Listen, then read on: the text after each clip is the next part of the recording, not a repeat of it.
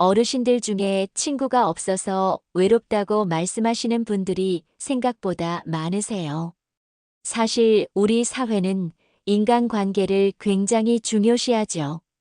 특히 노년기에는 주변 사람들과의 관계가 더 중요하다고 말하곤 합니다. 하지만 친구가 있어서 외롭지 않은 것은 아니에요. 둘이어서 괴로운 것보다는 차라리 혼자 외로운 게 낫다라는 말도 있지요. 친구와 함께 하는데 더 외로울 수 있고 친구가 없어도 외롭지 않고 잘 지내시는 분들도 많으실 거예요. 오늘은 특별히 노년에 친구가 많지 않아도 행복하게 사는 사람들의 특징 6가지에 대해 이야기해 보려고 합니다. 이 영상을 통해 혼자서도 충분히 행복한 노년을 보내는 방법을 함께 알아보기로 해요. 이 영상이 도움이 되실 것 같다면 구독과 좋아요 버튼 눌러주시면 정말 감사하겠습니다. 자, 이제 본격적으로 시작해 보겠습니다. 노년에 혼자서도 행복한 사람들의 첫 번째 특징은 바로 자신만의 취미와 관심사를 즐기는 것입니다. 여러분, 한번 생각해 보세요. 젊었을 때는 일과 가족에 대한 책임으로 자신만의 시간을 갖기 어려웠을 거예요. 하지만 이제는 그 시간이 생겼습니다. 이 시간을 자신이 진정으로 좋아하는 일에 쓸 수 있다는 건 정말 큰 축복이죠. 저희 어머니는 교사로 평생을 일하시고 퇴직 후 처음에는 무엇을 해야 할지 몰라 TV만 보며 시간을 보내셨어요. 그러다 우연히 동네 구립도서관에서 열린 시를 쓰고 낭송하는 프로그램에 참여했는데 그게 인생의 전환점이 되었답니다.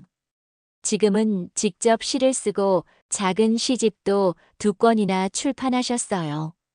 어머니는 시를 쓰는 동안에는 세상의 모든 걱정과 잡념이 사라진다. 마음이 정화되고 차분해지는 느낌이다. 무엇보다 TV에 관심이 없어지고 친구나 지인들과 만나서 수다 떠는 것이 이젠 시들해졌다고 하시며 눈을 반짝이셨습니다. 제 이웃에 사시는 박 할머니는 70세가 넘으셨는데 매일 아침 베란다 식물 가꾸기를 하신다고 해요. 할머님 댁 베란다는 정성껏 가꾸신 온갖 식물과 꽃이 가득합니다. 할머니께서는 식물과 꽃을 가꾸며 보내는 고요한 시간이 하루 중 가장 행복한 시간이라고 말씀하십니다. 같은 아파트 3층에 사시는 박 할머니는 매일 손뜨개질로 수세미를 만들어서 지인들에게 나눠주시는데 시간 가는 줄 모르신다고 해요. 취미의 중요성에 대해 조금 더 깊이 생각해 볼까요? 취미는 단순히 시간을 보내는 활동이 아니라 우리의 정신 건강에 큰 영향을 미칩니다. 미국 하버드 의과대학의 연구에 따르면 의미 있는 취미 활동을 지속적으로 하는 노인들은 우울증 발생률이 30% 이상 낮다고 합니다. 또한 취미 활동은 스트레스 호르몬인 코르티솔 수치를 낮추고 행복 호르몬인 세로토닌과 도파민 분비를 촉진시킨다고 해요. 여러분도 한번 생각해 보세요. 전에는 시간이 없어서 못했던 일이 있나요? 독서, 악기 배우기, 등산, 그림, 요리, 글쓰기. 무엇이든 괜찮습니다. 중요한 것은 그 활동이 여러분께 기쁨을 주느냐입니다. 새로운 취미를 찾는 것이 어렵게 느껴지신다면 이렇게 시작해 보세요. 첫째, 어린 시절이나 학창 시절에 좋아했던 활동을 떠올려 보세요. 그때의 순수한 즐거움을 다시 느낄 수 있을 거예요. 둘째, 지역 문화센터나 노인복지관의 프로그램을 살펴보세요. 다양한 강좌 가운데 분명 마음을 끄는 것이 있을 거예요. 셋째, 일주일에 한 가지씩 새로운 활동을 시도해 보세요. 요리, 뜨개질, 그림 그리기, 식물 가꾸기 등 다양한 활동을 경험하다 보면 자신에게 맞는 취미를 발견할 수 있을 거예요. 넷째, 디지털 시대에 맞게 온라인 취미 활동도 고려해 보세요. 유튜브에는 취미 관련 영상이 무궁무진하게 있어요.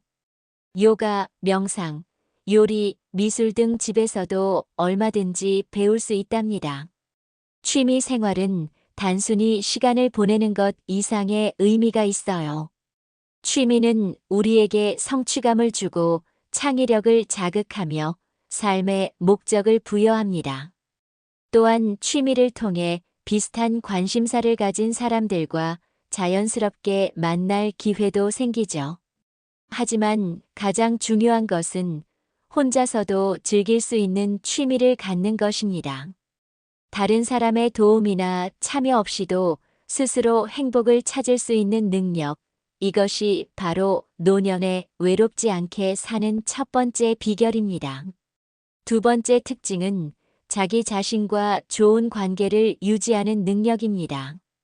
여러분, 어쩌면 가장 오래 함께할 사람은 바로 자기 자신이라는 사실 생각해 보셨나요? 그런데 많은 사람들이 정작 자신과의 관계는 소홀히 합니다. 배우자나 자식이 우선이고 본인은 맨 뒷전에 두십니다. 이제는 내 자신을 제일 사랑해 주세요. 자기 자신과 좋은 관계를 맺고 있는 사람들은 자신의 감정에 귀 기울이고 스스로를 이해하며 자신에게 친절합니다. 이런 사람들은 혼자 있는 시간을 두려워하지 않고 오히려 그 시간을 소중히 여깁니다.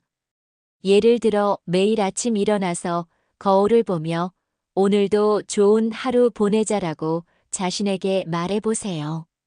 작은 일에도 스스로를 칭찬하고 실수를 했을 때는 자신을 너그럽게 용서하는 습관을 들이는 것이 중요합니다. 또한 자신의 몸과 마음을 돌보는 일도 중요해요. 건강한 식사, 적절한 운동, 충분한 휴식. 이 모든 것이 자신을 사랑하는 방법입니다. 가족을 위해서는 정성껏 식사를 준비하면서 홀로 식사를 하실 땐 대충 아무거나 해서 드시는 어머님들 많으시지요? 그러지 마세요. 작년에 작고하신 요리 잘하시기로 유명하셨던 배우님은 혼자 식사하실 때 오히려 더 정성껏 맛있는 요리를 해서 자신에게 대접하신다고 하셨어요. 자신과 좋은 관계를 맺고 있는 사람들은 다른 사람의 인정이나 관심에 의존하지 않아도 내면에서 오는 평화와 만족감을 느낄 수 있습니다. 이것이 바로 혼자서도 행복할 수 있는 두 번째 비결입니다. 세 번째 특징은 감사하는 마음으로 일상을 바라보는 능력입니다. 행복한 노년을 보내는 사람들의 공통점 중 하나는 작은 것에도 감사할 줄 안다는 것입니다. 그들은 화창한 날씨, 맛있는 식사, 편안한 잠자리와 같은 일상의 소소한 축복에 감사합니다. 감사하는 마음은 우리의 시선을 없는 것에서 있는 것으로 옮겨줍니다. 친구가 많지 않다고 해서 외로움에 집중하기보다는 현재 내게 주어진 것들에 감사하는 태도가 중요합니다. 실제로 과학적 연구에 따르면 감사 일기를 쓰는 것만으로도 행복감과 만족감이 높아진다고 합니다. 미국의 한 연구에 따르면 10주 동안 감사 일기를 쓴 사람들이 그렇지 않은 사람들보다 30%더 행복감을 느꼈다는 결과를 발표했어요. 또한 신체적으로도 더 건강했고 운동량도 많았으며 수면의 질도 더 좋았다고 합니다. 매일 밤 잠들기 전 오늘 하루 감사했던 일 3가지를 생각해 보는 건 어떨까요? 아주 작은 것이라도 괜찮습니다. 오늘 마신 따뜻한 차의 향기에 감사합니다. 창문으로 들어오는 햇살에 감사합니다.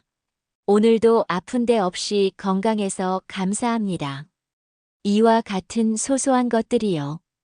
제가 아는 최 할머니는 매일 아침 일어나서 오늘도 건강하게 일어날 수 있어 감사합니다라는 말로 하루를 시작하신다고 해요.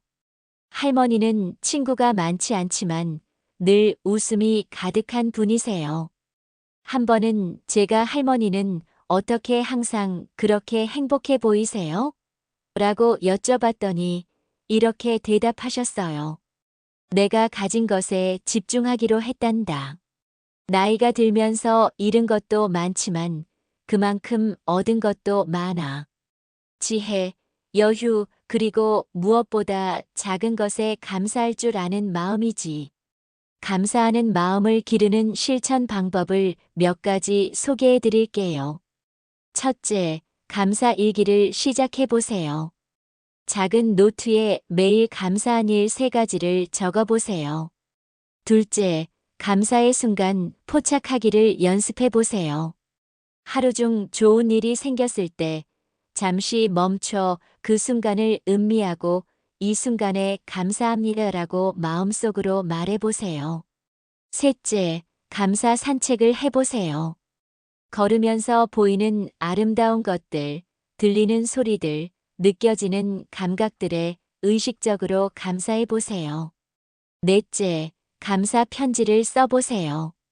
과거에 도움을 주었지만 제대로 감사를 표현하지 못했던 분에게 편지를 써보세요. 꼭 보내지 않아도 좋습니다. 쓰는 과정만으로도 감사의 마음이 깊어질 거예요. 다섯째, 불평 금식을 시도해 보세요. 하루 동안 불평하지 않기로 결심하고 대신 긍정적인 면을 찾아보세요. 감사하는 마음은 우리의 행복을 외부 환경이나 다른 사람에게 의존하지 않게 해줍니다. 이것이 바로 노년에 홀로 서기를 잘하는 사람들의 3번째 비결입니다. 4번째 특징은 자신의 가치를 외부에서 찾지 않는 자존감입니다. 행복한 노년을 보내는 사람들은 자신의 가치를 다른 사람의 인정이나 사회적 지위, 물질적 성공에서 찾지 않습니다. 그들은 내면에서 오는 진정한 가치를 알고 있죠. 우리 사회는 종종 성공한 사람을 높은 지위나 많은 재산, 넓은 인맥으로 정의합니다. 하지만 진정한 성공이란 자신이 누구인지 알고 스스로를 가치 있게 여기는 것이 아닐까요? 자신의 가치를 인정받기 위해 끊임없이 다른 사람들의 기대에 부응하려고 애쓰는 삶은 결국 스스로를 지치게 만듭니다. 하지만 자신의 내면에서 가치를 찾는 사람들은 혼자 있어도 충만함을 느낄 수 있습니다. 이것이 바로 노년에 친구가 많지 않아도 행복할 수 있는 4번째 비결입니다. 5번째 특징은 새로운 것을 배우고 성장하려는 열정입니다. 나이가 들었다고 해서 배움과 성장이 멈추는 것은 아닙니다. 오히려 노년기는 시간적 여유가 생겨 그동안 해보지 못했던 새로운 도전을 할 수 있는 황금기라고 할 수 있어요. 행복한 노년을 보내는 사람들은 끊임없이 호기심을 갖고 새로운 것을 배우려고 합니다. 스마트폰 사용법을 배우거나 외국어를 공부하거나 새로운 요리법을 시도하는 등 작은 도전에도 기꺼이 나서죠. 실제로 신경과학 연구에 따르면 새로운 것을 배우는 과정은 뇌에 새로운 신경 연결을 만들어 뇌를 활성화시키고 치매 예방에도 도움이 된다고 합니다. 이를 뇌의 가소성이라고 하는데 우리 뇌는 나이에 상관없이 계속해서 변화하고 적응할 수 있는 놀라운 능력을 가지고 있답니다. 일본의 100세 이상 노인들을 연구한 결과 그들의 공통점 중 하나가 바로 평생 학습자라는 마음가짐이었다고 해요. 매일 새로운 것을 배우려는 의지가 장수의 비결 중 하나였던 거죠.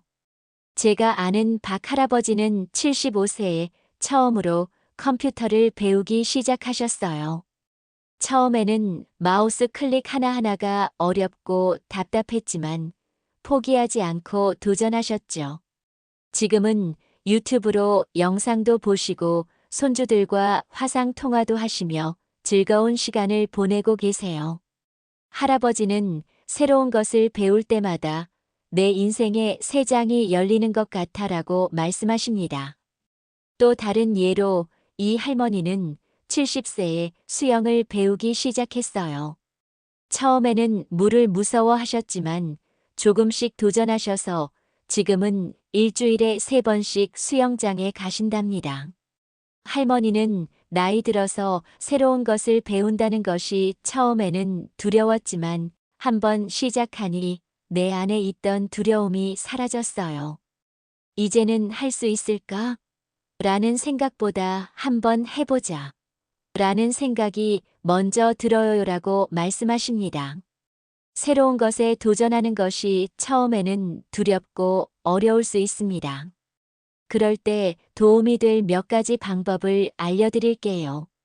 첫째, 작은 것부터 시작하세요. 하루에 외국어 단어 1개 외우기, 새로운 요리법 1가지 시도하기 등 작은 목표부터 시작하면 성취감을 느끼기 쉽습니다. 둘째, 배움의 즐거움에 집중하세요. 결과보다는 과정을 즐기는 마음가짐이 중요합니다. 셋째, 같이 배울 수 있는 친구나 모임을 찾아보세요. 함께 배우면 서로 격려하고 도울 수 있어 더 오래 지속할 수 있습니다. 넷째, 실패를 두려워하지 마세요. 완벽하게 할 필요는 없습니다. 실수와 실패는 배움의 과정에서 자연스러운 부분입니다. 다섯째, 자신의 성장을 기록해 보세요. 일기나 사진 등으로 배움의 과정을 기록하면 나중에 되돌아볼 때 큰 보람을 느낄 수 있습니다. 배움에는 끝이 없다라는 말이 있죠. 새로운 것에 도전하는 용기와 열정이 있다면 혼자 있는 시간도 지루하지 않고 오히려 자기 발전에 귀중한 기회가 될 수 있습니다. 이것이 바로 노년에 홀로 서기를 잘하는 사람들의 5번째 비결입니다. 6번째이자 마지막 특징은 자신만의 평화로운 일상 습관을 만드는 능력입니다.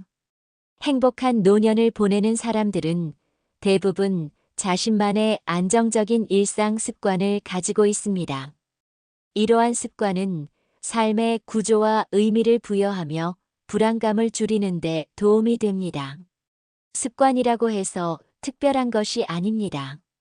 매일 아침 같은 시간에 일어나 차 한 잔을 마시며 신문을 읽는 것, 신앙이 있으신 분이라면 매일 정해진 시간에 기도를 하고 묵상을 하는 평온한 시간을 가지는 것, 저녁에는 잠들기 전 일기를 쓰거나 독서를 하는 것과 같은 작은 습관들이 모여 하루를 구성하죠.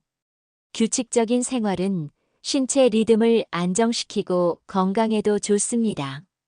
또한 자신만의 습관은 다른 사람에게 의존하지 않고도 스스로 일상을 꾸려나갈 수 있는 자립심을 길러줍니다. 예를 들어 이 할머니는 매일 아침 공원을 산책하고 점심 후에는 1시간 동안 책을 읽고 저녁에는 좋아하는 드라마를 보는 습관을 갖고 계세요. 할머니는 하루를 어떻게 보낼지 스스로 정하는 것이 행복의 비결이라고 말씀하십니다. 물론 가끔은 습관을 벗어나 새로운 경험을 해보는 것도 중요합니다. 하지만 기본적으로 안정적인 일상이 있다면 혼자 있는 시간도 충실하게 보낼 수 있습니다. 이것이 바로 노년에 친구가 많지 않아도 행복할 수 있는 6번째 비결입니다. 지금까지 노년에 친구가 많지 않아도 행복하게 사는 사람들의 특징 6가지를 살펴보았습니다. 행복한 노년을 위해서는 내면을 가꾸는 것도 중요하지만 주변 환경을 편안하고 안락하게 만드는 것도 중요합니다. 여러분의 집은 단순한 거주 공간이 아니라 마음의 안식처가 되어야 합니다. 특히 노후에 혼자 지내시는 분이라면요. 우선 집을 밝고 따뜻한 분위기로 만들어 보세요. 커튼을 열어 자연광이 들어오게 하고 좋아하는 색상의 쿠션이나 담요로 포근함을 더해보세요. 식물을 키우는 것도 좋은 방법입니다. 식물은 공기를 정화할 뿐만 아니라 돌봄의 대상이 되어 일상에 작은 의미를 더해줍니다. 그리고 추억이 담긴 물건들로 공간을 채워보세요. 가족 사진, 여행 기념품, 오래된 편지 등 행복했던 순간을 떠올리게 하는 물건들이 주변에 있으면 혼자 있어도 외롭지 않을 거예요. 편안함과 기능성을 모두 고려해 공간을 구성하세요. 나이가 들면서 몸의 움직임이 예전 같지 않을 수 있습니다. 자주 사용하는 물건은 손이 쉽게 닿는 곳에 두고 조명은 밝게, 이동 경로는 장애물 없이 정리해 두는 것이 좋습니다. 취미 활동을 위한 공간도 마련해 보세요. 독서 코너, 그림 그리는 자리, 요리를 위한 주방 공간 등 자신이 즐거움을 느끼는 활동을 위한 전용 공간이 있다면 자연스럽게 그 활동을 더 자주 하게 될 거예요. 혼자 있는 공간에 디지털 연결성을 높여보세요. 스마트폰, 태블릿, 컴퓨터 등을 활용하면 물리적으로는 혼자 있어도 온라인으로 세상과 소통할 수 있습니다. 화상 통화로 가족과 이야기하거나 온라인 강좌를 듣거나 관심사가 비슷한 사람들과 소통할 수 있는 커뮤니티에 참여해 보세요. 제가 방문했던 김 할머니의 집이 기억에 남네요. 할머니는 거실 한쪽에 행복 코너를 만들어 두셨어요. 편안한 안락 의자와 작은 테이블, 좋아하는 책들, 손뜨개 도구, 그리고 창 밖으로 보이는 작은 정원이 있는 공간이었죠. 할머니는 이 자리에 앉으면 세상 부러울 것이 없어. 내가 좋아하는 것들로 둘러싸여 있으니까라고 말씀하셨습니다. 여러분의 공간도 그렇게 만들어 보세요. 자신이 진정으로 편안함을 느끼고 행복을 찾을 수 있는 공간으로요. 그런 공간이 있다면 혼자 있는 시간도 외롭지 않고 오히려 귀중한 나만의 시간이 될 수 있을 거예요. 지금까지 노년의 친구가 많지 않아도 행복하게 사는 사람들의 특징 6가지에 대해 알아보았습니다. 그리고 혼자여도 외롭지 않는 주변 환경 조성 방법을 구체적으로 알아보았습니다. 이 6가지 특징은 서로 연결되어 있습니다. 자신을 사랑하는 사람은 자연스럽게 자신의 취미를 발전시키고 감사하는 마음으로 일상을 바라보며 새로운 도전에도 두려움 없이 나서게 됩니다. 중요한 것은 행복이란 다른 사람과의 관계에만 의존하는 것이 아니라는 점입니다. 진정한 행복은 자신의 내면에서 시작됩니다. 물론 인간관계도 중요합니다. 하지만 수많은 친구들보다는 진심으로 나를 이해하고 지지해주는 소수의 관계가 더 의미 있을 수 있어요. 그리고 그 소수의 관계조차 없다고 해도 앞서 말씀드린 6가지 특징을 갖춘다면 충분히 행복한 노년을 보낼 수 있습니다. 여러분도 이 특징들을 하나씩 발전시켜 보세요. 어쩌면 홀로 있는 시간이 두려움의 대상이 아니라 자신을 더 깊이 알아가고 성장할 수 있는 소중한 기회가 될 수도 있습니다. 오늘 영상이 여러분께 도움이 되셨다면 구독과 좋아요 눌러주시면 감사하겠습니다. 혹시 주변에 노년기 행복에 대해 고민하시는 분이 계시다면 이 영상을 추천해 주세요. 여러분의 노년이 행복과 평화로 가득하기를 진심으로 응원합니다.